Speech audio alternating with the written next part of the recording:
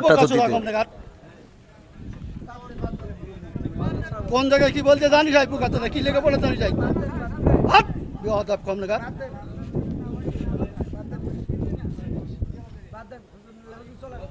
একদম বাস্ত করে দেবো সব একদম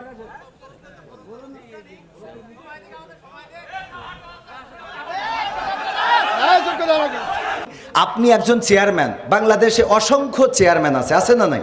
তো সব চেয়ারম্যান কি একই সুরে কথা বলে? বলেন। চেয়ারম্যান করে ইসলামের মধ্যে ভেদাভেদ হবে কেন? চেয়ারম্যানই করে এক জিনিস আর ইসলাম এক জিনিস। চেয়ারম্যান আর ইসলামের মধ্যে আপনারা তো বুঝাইতে পারবেন না। আমি যদি বলি, যেমন আপনি একজন আলহাজ মানুষ, দেখেন আপনি সব বাদ দেন, ইসলামের বেসিক কিছু নিয়ম আছে। ইসলামের কোনো সম্পর্ক নেই। আচ্ছা, ইসলামের তো আপনি হজটা করেছেন, তাই না?